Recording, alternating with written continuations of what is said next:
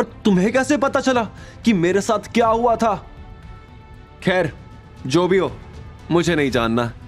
मुझे तो एक अच्छी नौकरी मिल गई है, लेकिन मैं तुम्हें एक बात बता दूं कि अभी भी वक्त है, यहां से चले जाओ। विला के मालिक आ गए तो तुम्हारे लेने के देने पड़ जाएंगे। वैसे भी मुझे यहाँ काम है, मैं यहाँ पार्वती विला के रेनोवेशन के लिए आया हूँ। ओनर आते ही होंगे, चलो जाओ यहाँ से। यश के पास एक अच्छा मौका था पैसे कमाने का। अगर पार्वती विला के रेनोवेशन का कॉन्ट्रैक्ट उसने पूरा कर दिया तो उसे अच्छा कमीशन भी मिल सकता था और भविष्य में दूसरे अमीर क्लाइंट्स भी। लेकिन हर बार की तरह इस बार भी शिवाय के साथ बदसलूकी करके यश अपने पैरों पर कुल्हाड़ी मार रहा था।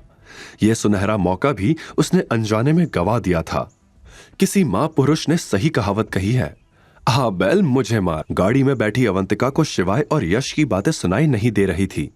वो बस ये अंदाजा लगा रही थी कि शायद वो दोनों दोस्त हैं और आपस में कुछ चिट चैट कर रहे होंगे।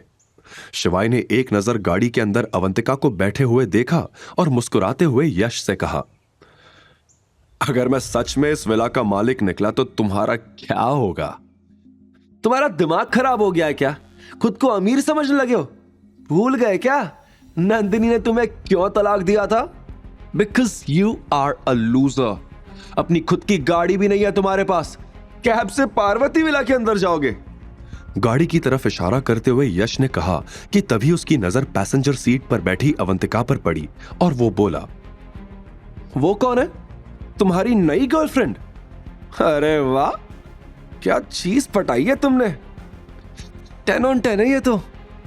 शिवाय को यश की इस बात पर बहुत गुस्सा आया, लेकिन उसने कुछ नहीं कहा।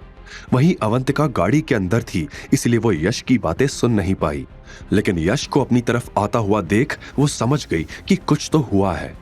शिवाय ने यश की बात सुनकर गुस्से से मुट्ठी बंद कर ली, क्योंकि वो आज कोई हंगामा नहीं करना चाहता था।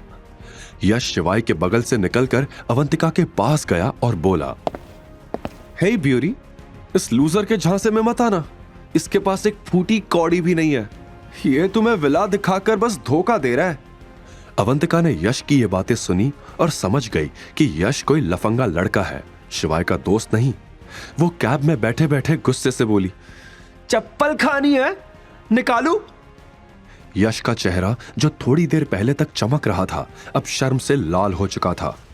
शिवाय भी अब यश से कोई बकवास नहीं करना चाहता था। वो अवंतिका के जवाब से बहुत खुश था। यश को उसका जवाब मिल चुका था, इसलिए शिवाय ने गार्ड से कहा, मैं आखिरी बार पूछ रहा हूं, तुम मुझे अंदर जाने दोगे या नहीं? अंदर जाने दूं? ख्यालों की दुनिया से बाहर निकलो। तुम्हारी असलियत जानने के बाद तो मैं तुम्हें बिल्कुल अंदर जाने नहीं दूंगा। इतना कहकर वो गार्ड सिक्योरिटी बूथ के अंदर चला गया। शिवाय ने अब कुछ नहीं कहा, सीधा जेब से अपना फोन निकाला और अंसल प्रॉपर्टीज के डायरेक्टर को कॉल लगा दिया। यश सामने खड़ा शिवाय को देखकर हंस रहा था। उसने हंसते हुए कहा, चलो शर्त लगाते हैं, अगर ये विला सच में तुम्हारा हुआ तो मैं तुम्हारे सामने जिंदगी भर नजरें नहीं उठाऊंगा, और अगर ये विला तुम्हारा नहीं हुआ तो तुम हमेशा मेरे सामने माफी मांगते हुए नजरें झुकाकर चलना। मंजूर है? यश के हिसाब से शिवाय एक यूजलेस पति था जिसके पास खुद खाने के लिए पैसे नहीं थे। वो 3 करोड़ का बंगलो कहां से खरीदेगा? इसलिए यश पूरे चौड़े में शिवाय के सामने सीना ताने खड़ा था। तभी यश की नजर सामने से आती ग्रे लग्जरी कार पर पड़ी जो पूरी रफ्तार से अंसल प्रॉपर्टीज की तरफ आ रही थी। जैसे ही यश ने गाड़ी की नंबर प्लेट देखी, उसकी आंखें चमक गई। वो गाड़ी अंसल प्रॉपर्टीज के डायरेक्टर राघवेंद्र की थी। अब तुम्हारा क्या होगा शिवाय? 2 मिनट पहले अगर यहां से रफू चक्कर हो जाते तो तुम्हारे बचने की थोड़ी गुंजाइश होती, पर अब मिस्टर राघवेंद्र तुम्हें जेल की चक्की पे सुआएंगे। कहते हुए यश हंसने लगा।